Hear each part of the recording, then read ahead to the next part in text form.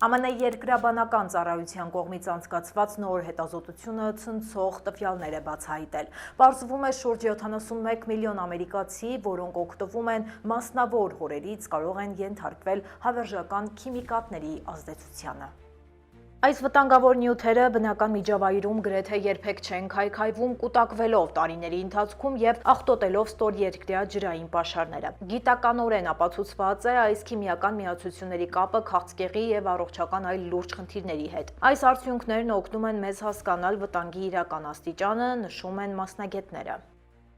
Խնդիրը հատկապես սուր է այնպիսի նահանգներում, ինչպիսիք են Կալիֆոռնիան եւ Փենսիլվանիան։ Եթե բնակվում եք Լոս Անջելեսի տարածքում կամ գյուղական հեռավոր շրջաններում, ապա ձեր օգտագործած ջուրը կարող է պարունակել առողջության համար խիստ վտանգավոր քիմիական տարրեր։ Գիտնականները խորհուրդ են տալիս տեղադրել ջրի զտման որակյալ համակարգեր, որպես պաշտպանության թերևս միակ միջոց։ Այս թեման մեր ուշադրության կենտրոնում կմնա նաև առաջիկայում, մինչև այդ համառոտ այն մասին, թե ինչ ենք պատմելու այսօր թողարկման ընթացքում։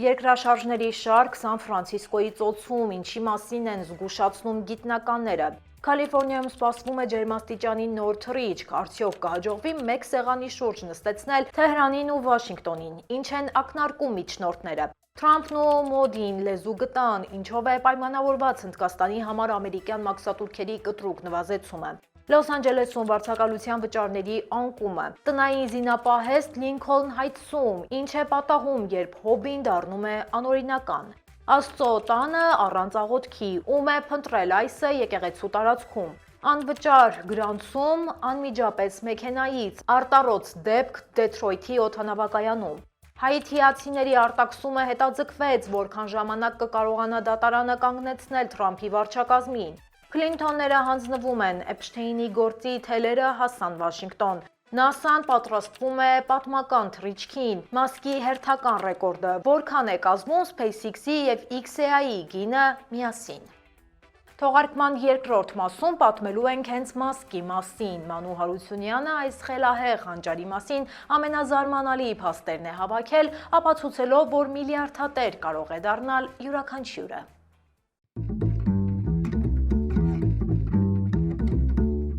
Բարև ձեզ, դուք միացել եք Glendale News-ին, ես Լենա Կարապետյանն եմ եւ այսօր միասին կբացահայտենք Միացյալ Նահանգներում տեղի ունեցող այն իրադարձությունները, որոնց շուրջ խոսում է ամբողջ աշխարհը։ Ձեր աջակցությունը մեզ համար կարևոր է, գրեք մեկնաբանություններում, թե որ քաղաքից եք հետևում մեզ, միացեք քննարկմանը եւ լայքով աջակցեք մեր աշխատանքին, իսկ ես անցնեմ այսօրվա թեմաներին։ Սան Ֆրանցիսկոյի ծոցի տարածաշրջանը կրկին ցնցվել է երկրաշարժից, ԱՄՆ երկրաբանական ծառայության փոխանցմամբ Սան Ռամոն քաղաքի մերձակայքում գրանցվել է 4.2 մագնիտուդ ուժգնությամբ երկրաշարժ, որին նախորդել էր 3.8 մագնիտուդով մեկ այլ ցնցում։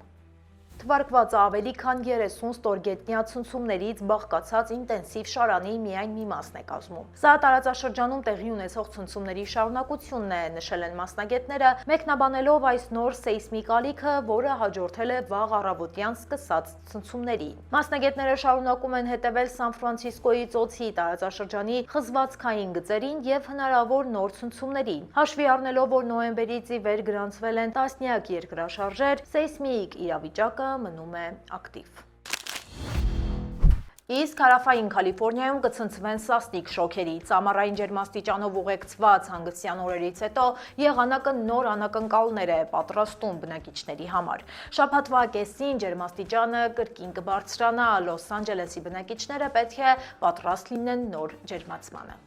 Լոս Անջելեսի եւ Օրինջ շրջաներում արդեն չորեքշաբթի ջերմաչափի սնդիկի սյունը կտրուկ կբարձրանա, հասնելով 88 աստիճանի ըստ Ֆարենհայթի։ Դա 10 աստիճանով կգերազանցի երկուշաբթի օրվա ջերմաստիճանը։ Չորեքշաբթին ակնկալվում է բարձր ջերմաստիճանի եւ քամիների գագաթնակետը, հատկապես այն տարածքներում, որոնք առավել խոցելի են քամիների նկատմամբ։ Լոս Անջելեսի լողափնյա հատվածներում եւս առավոտյան կլինի մառախուղ, իսկ ցերեկը կտաքանա մինչեւ 68 աստիճան։ Լեռնային համայնքներում կտիրի պայծառ արևոտ եղանակ 59 աստիճան ջերմությամբ, իսկ անապատային գոտիներում ջերմաստիճանը կհասնի 71 աստիճանի։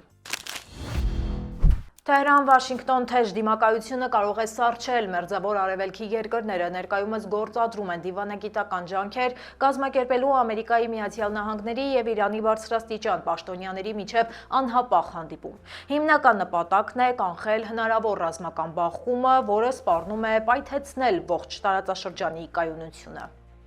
Թրամփի վարչակազմը դիտարկում է այս հնարավորությունը որպես լարվածության թուլացման եւ նոր լայնածավալ պատերազմից խուսափելու միակ արդյունավետ միջոցը։ Տարածաշրջանային դիվանագետները հասկանում են, որ ուղիղ երկխոսություն մենք պետք է գտնենք ընդհանուր լեզու մեծ աղմուկից խուսափելու համար, նշում են Սպիտակ տանը մոտ կանգնած դիվանագիտական աղբյուրները։ Հնարավոր հանդիպման վայր է դիտարկվում Աբու Դաբին, հակառակ առկա դժվարություններին ու կողմերի միջև խորը անվստահությանը, մերձավոր արևելքի միջնորդները մնում են զգուշավոր լավատես։ Նրանք հավատում են, որ Վաշինգտոնի եւ Թեհրանի միջև առկա սառույցը վերջապես կհալվի դիվանագիտական ճնշման ներքո։ Իսկ ահա ԱՄՆ-Հնդկաստան սառած բարեկամությունը կարծես նորից ջերմանում է։ Թրամփը հայտարարել է հնդկական ապրանքների մաքսատուրքերը 25%-ից մինչև 18% իջեցնելու մտադրության մասին։ Որոշումը կայացվել է այն բանից հետո, երբ Հնդկաստանի վարչապետը վերջապես համաձայնել է դադարեցնել ռուսական նավթի գնումը։ Համաձայնագրի շրջանակում Հնդկաստանը պարտավորվել է գնել $500 միլիարդ ամերիկյան արտադրանք եւ ամբողջությամբ զրոյացնել ԱՄՆ-ից ներկրվող բազմաթիվ ապրանքների հարկերը։ Վարչապետ Մոդին նշել է, որ Թրամփի առաջնորդությունը կենսական նշանակություն ունի համաշխարհային խաղաղության համար։ Այնուամենայնիվ, Հնդկաստանը փորձում է կախված չլինել միայն Վաշինգտոնից։ Վերջերս նա ազատ առևտրի պատմական պայմանագիրեր կնքել նաեւ Եվրոպական միության հետ։ Տեղափոխվենք Լոս Անջելես ու սկսենք լավ նորություններով։ Տեղի բնակավայրի շուկայում վարձավճարները հասել են վերջին 4 տարվա նվազագույնին։ Սա պայմանավորված է նորակառույց շենքերի մեծ քանակով եւ Կալիֆոռնիա նահանգում թափուր բնակարանների զգալի ավելացմամբ։ Մասնագետների կարծիքով առաջարկը այժմ գերազանցում է պահանջարկը, ինչը ստիպում է տանտերերին գնային զիջումների գնալ։ Վերջապես մենք տեսնում ենք շուկա, որտեղ վարձակալն ունի իրական ընտրություն եւ սակարկելու հնարավորություն, նշում են փորձագետները։ Սա հատկապես ակնառու է Հոլիվուդում, որտեղ բազմաթիվ շքեղ բնակարաններ դատարկ են մնում։ Լոս Անջելեսում բնակարանային հարցը դեռ մնում է թեժ քննարկումների առարկա։ Վերլուծաբանները կանխատեսում են քաղաքի բնակչության կայուն վերադարձ։ Դա նշանակում է, որ բնակվարձի անկումը ժամանակավոր է եւ մոտ ապագայում կարող ենք աճի նոր ալիքը տեսնել։ Լինքոլն Հայթսում իրավապահները բացահայտել են իսկական զինապահեստ, առգրավվել է մոտ 100 միավոր հրազեն մի տղամարդուց, որն օրենքով իրավունք չուներ տնօրինելու նման զինանոց։ Լոս Անջելեսի ոստիկանության ներկայացուցիչները նշել են, որ նման քանակությամբ անօրինական զենքի առկայությունը լուրջ սպառնալիք էր։ Մենք հետևողականորեն աշխատում ենք փողոցներից անօրինական զենքերը հեռացնելու ուղղությամբ, հայտնել են գերատեսչությունից։ Կասկածյալը բերման է ենթարկվել եւ նրան սպառնում են լուրջ մեղադրանքներ։ Իրավապահները շարունակում են հետաքննությունը, պարզելու բոլոր մանրամասները եւ ապահովելու տեղի բնակչության անվտանգությունը։ Լոս Անջելեսի Նորթ Հիլս եկեղեցական համայնքը ցնցված է այսի գործողություններից։ Դիմակավորված ու զինված գործակալները ներխուժել են Միացյալ մեթոդիստական եկեղեցու տարածք հենց այն պահին, երբ անվճար սնունդ էր բաշխվում։ Գործողության թիրախում էր Կարլոս Չավեսը, ում հովիվ Էրվին Ագիլոնը բնութագրում է որպես եկեղեցական համայնքի նվիրված անդամի։ Չավեսը, ով ընտանիքի միակ կերակրողն էր եւ օգնում էր երեխաների հոգեվոր դաստիարակության հարցերում, արդեն իսկ արտաքսվել է Մեքսիկա։ DHS-ը դեռևս պաշտոնական պարզաբանում չի տվել այս աղմկահարույց միջադեպի վերաբերյալ։ Համայնքի առաջնորդները շեշտում են, որ սա պաշտամունքի ազատության կոպիտ խախտում է։ Լոնգ Բիչում էլ անհայտ վանդալները ներխուժել են Հոլի Ինոսենս դպրոցի տարածք եւ մեծ վնասներ պատճառել։ Ջարդված որոշ արձաններ արժեին տասնյակ հազարավոր դոլարներ, իսկ մյուսներն ուղղակի անկին էին։ Իրավապահները հետաքննում են միջադեպը, մինչդեռ համայնքը համախմբվում է սրբությունները վերականգնելու համար։ Սա լուրջ ահազանգ է Լոս Անջելեսի բնակիչների համար։ Դպրոցի վրա հարձակումը ցույց է տալիս, որ վտանգված են ոչ միայն սրբավայրերը, այլև երեխաները։ Շարունակենք արտարոց լուրերի շարքը։ Դեթրոյթի մետրոպոլիտեն Ուեյն Քաունթի օդանավակայանում գրանցվել է պատահար, որն իրականացում է առաջացրել ուղևորների շրջանում։ Մի տղամարդ բերման է ենթարկվել այն բանից հետո, երբ ավտոմեքենան մխրճվել է ուղևորների գրանցման գոտի։ Հետաքննության շրջանակներում ուսումնասիրվում են տեսախցիկների ձայնագրությունները եւ հարձակվում են բազմաթիվ ականատեսներ։ Թեև միջադեպը լուրջ անհանգստություն է պատճառել ներկաներին, սակայն օդանավակայանի աշխատակիցները ջանքեր են գործադրում բնականոն աշխատանքը հնարավորինս արագ վերականգնելու ուղղությամբ։ Նյու Ջերսիի դաշնային դատավորը ժամանակավորապես կասեցրել է ազգային անվտանգության դեպարտամենտի որոշումը չեղարկելու շուրջ 350,000 հայցիների ժամանակավոր պաշտպանության կարգավիճակը։ Այս վճիռը թույլ է տալիս հազարավոր ընտանիքներին մնալ ԱՄՆ-ում։ Եթե ծրագիրը իրականություն դառնա, ապա Կալիֆոռնիայից մինչև Փենսիլվանիա մարդիկ կհայտնվեն անելանելի դրության մեջ։ Ազգային անվտանգության դեպարտամենտը պնդում էր, որ Հայիթիում իրավիճակը բարելավվել է եւ մարդիկ կարող են անվտանգ վերադառնալ։ Սակայն իրավապահները պնդում են, որ երկիրը դեռևս ճգնաժամի մեջ է։ Սա մեծ հաղթանակ է արդարության եւ մարդասիրության համար, հայտարարել են հայցվորների փաստաբանները։ Հակառակ այս հաղթանակին պայքարը դեռ չի ավարտվել, քանի որ վարչակազմը հավանաբար կբողոքարկի որոշումը։ Առայժմ հայցիները կարող են հանգիստ շունչ քաշել, սակայն նրանց վերջնական ապագան մնում է անորոշ։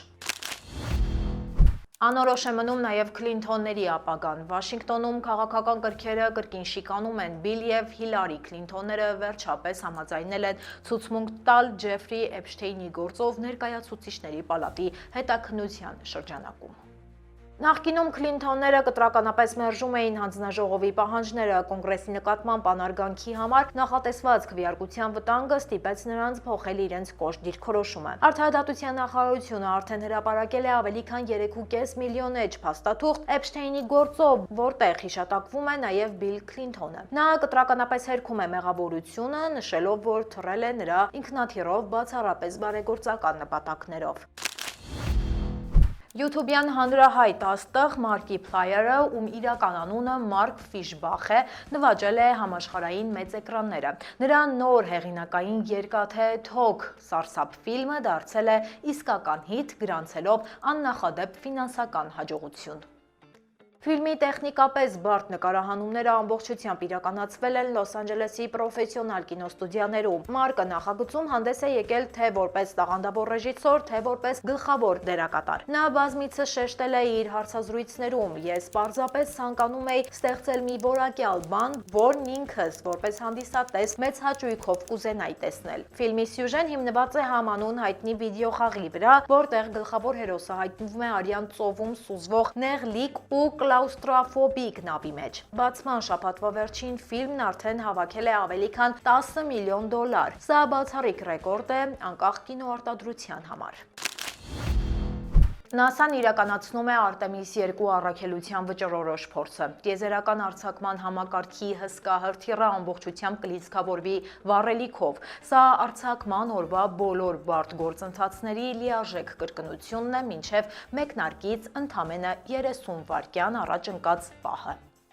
Հաջողության դեպքում 4 տիեզերագնացներ կիրակի օրվանից ոչ շուտ կմեկնեն լուսին։ 10-օրյա պատմական այս ճամփորդությունը նրանց կտանի երկրից ավելի հեռու, քան երբևէ եղել է որևէ մարդ։ Մեկնարկի պաշտոնական ամսաթիվը կախված է այս փորձի արդյունքներից, որոնք կվերլուծվեն մասնագետների կողմից։ Անսովոր ցուրտ եղանակը ստիպել էր հետաձգել փորձը շաբաթ օրվանից։ Խնդիրների դեպքում հրթիռը կվերադարձվի հավաքման շենք, ինչպես եղավ 2022-ին ջրածնի արտահոսքի պատճառով։ Տիեզերագնացներն այժմ կարանտինի մեջ են Թեքսաս նահանգում գտնվող Ջոնսոնի անվան տիեզերական կենտրոնում։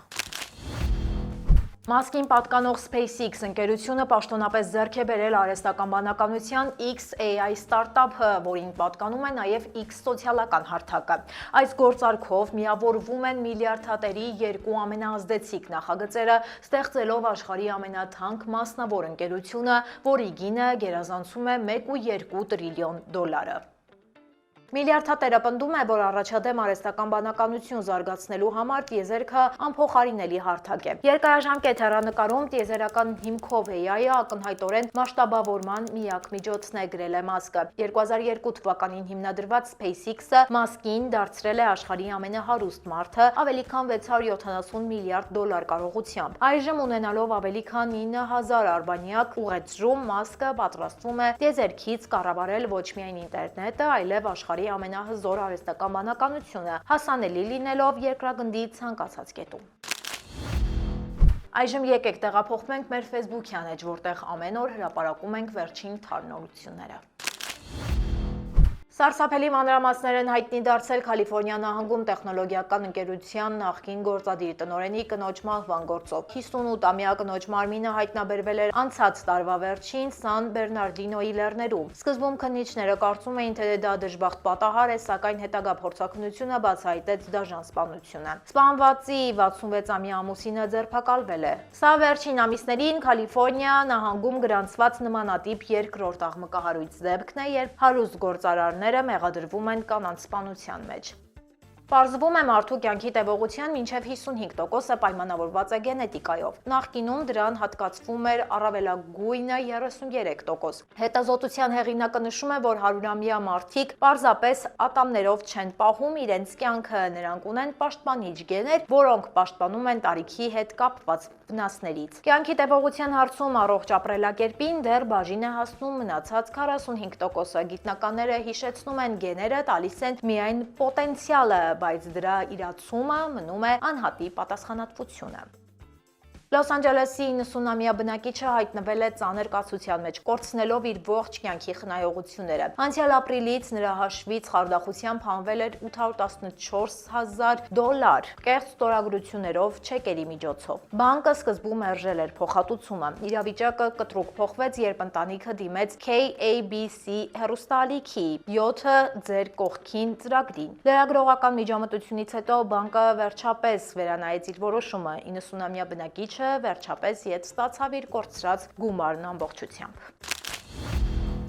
Լրահոսից այսքանն էինք առանձնացրել այսօրվա համար։ Թողարկումը շարունակելու է իմ գործընկեր Մանու Հարությունյանը։ Ինչպես եւ խոստացել էինք, նա պատմելու է աշխարհի ոչ միայն ամենահարուստ, այլև թերևս ամենախենթ մարդու մասին։ Իլոն Մասկ, ինչպես է նա բուլինգի ենթարկվող դպրոցականից դարձել աշխարհի թիվ 1 միլիարդատերը։ Բաց չթողնեք, հետաքրքիր է լինելու։ Բարև ձեզ, այսօր կխոսեմ մի մարդու մասին, որը չի վախենում ձախողումներից։ Թրամփի ընկերն է, բայց նրան ընկերապար ձեռք առնելու առիթը բաց չի թողնում։ Նա ամերիկյան երազանքը հասցրեց տիեզերական մասշտաբների, բայց երկրի վրա էլ մեծ ձեռքբերումներ ունի՝ մի քանի $100 միլիարդ ու 12 երեխա։ Մի խոսքով, Իլոն Մասկ։ Իլոն Մասկը ծնվել է 1971 թվականի հունիսի 28-ին Հարավաֆրիկյան Հանրապետության Պրետորիա քաղաքում։ Նրա հայրը հարավաֆրիկացի ինժեներ է, իսկ մայրը կանադացի մոդել եւ սննդաբան։ Մասկն ունի հարավաֆրիկյան, կանադական եւ ամերիկյան քաղաքացիություն։ Մանկության տարիներին Իլոնը փակ երեխա էր։ Նրան հաճախ էին ենթարկում բուլինգի դպրոցում, սակայն դա չխանգարեց նրան 12 տարեկանում ինքնուրույն սովորել ծրագրավորում եւ ստեղծել իր առաջին խաղը Բլաստարը, որը նա վաճառեց $500։ 17 տարեկանում Մասկը տեղափոխվեց Կանադա, խուսափելով Հարավաֆրիկյան Հանրապետությունում պարտադիր զինվորական ծառայությունից։ Սովորել է Քուինսի համալսարանում, ապա տեղափոխվել Փենսիլվանիայի համալսարան։ 1995-ին ընդունվել է Սթենֆորդի ասպիրանտուրա, բայց ընդամենը 2 օր անց դուրս է եկել համացանցային բումին միանալու համար։ Նրա առաջին ընկերությունը Zip 2-ն էր, որը նա հիմնադրեց եղբոր հետ։ 1999-ին Compaq ընկերությունը գնեց այն $307 միլիոն։ Հաջորդ քայլը X.com-ն էր, առցանց բանկային համակարգը, որը հետագայում վերածվեց հանրահայտ PayPal-ի։ Երբ 2002-ին eBay-ը գնեց PayPal-ը $1.5 միլիարդ, Մասկը ստացավ իր առաջին լուրջ կապիտալը՝ մոտ $180 միլիոն։ Ստացած գումարը Մասկը ոչ թե ծախսեց շքեղ կյանքի վրա,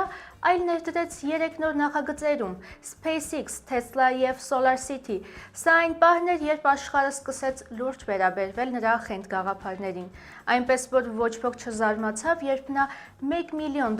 գնեց Ջեյմս Բոնդի հայտնի մեքենան, իսկ հետո Երկաթե մարդը 2 ֆիլմում մարմնավորել է ինքն իրեն, քննարկելով էլեկտրական ինքնաթիռի գաղափարը Թոնի Սթարքի հետ։ Մասկի մուտքը միլիարդատերերի ցանկ տեղի ունեցավ 2012 թվականին, երբ նրա կարողությունը գնահատվեց $2 միլիարդ։ Աշխարհի ամենահարուստների շարքում նա հայտնվեց 2013-ից 14 թվականներին, Top 50-ում ամրապնդվեց 2018-ին, Top 10-ում եւ ապա աշխարհի առաջին հարուստը դարձավ 2021 թվականի հունվարին շրջանցելով Ջեֆ Բեզոսին։ 2026 թվականի սկզբի դրությամբ Իլոն Մասկի կարողությունը տատանվում է $650-ից $700 միլիարդ սահմաններում, կախված Տեսլայի և SpaceX-ի բաժնետոմսերի արժեքից։ Բայց փողը Մասկի համար միայն միջոց է։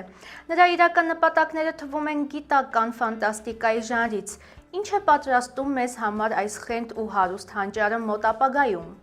SpaceX-ի հիմնական նպատակն է մինչև 2030-ականների սկիզբը մարդ ուղարկել Մարս եւ այնտեղ հիմնել ինքնաբավ քաղաք։ Neuralink եւ անմահություն։ Մասկի մեկ այլ ընկերություն Neuralink-ը աշխատում է ուղեղ համակարգիչ ինտերֆեյսների վրա։ Նա մտադիր է ոչ միայն բուժել կաթվածահար մարդկանց, այլև ապագայում հնարավոր դարձնել մարդու հիշողությունների ներբեռնումը, ինչը կարող է հանգեցնել թվային անմահության։ Իլոն Մասկը հակասական կերպար է։ Նրան կամ սիրում են, կամ քննադատում, բայց մի բան ակնհայտ է։ Առանց նրա մեր այսօրվա աշխարհը շատ ավելի ձանձրալի կլիներ։ Իսկ ինչ է կարծում դուք, Մասկին կհաջողվի գաղութացնել Մարսը։ Գրեք ձեր կարծիքը մեկնաբանություններում։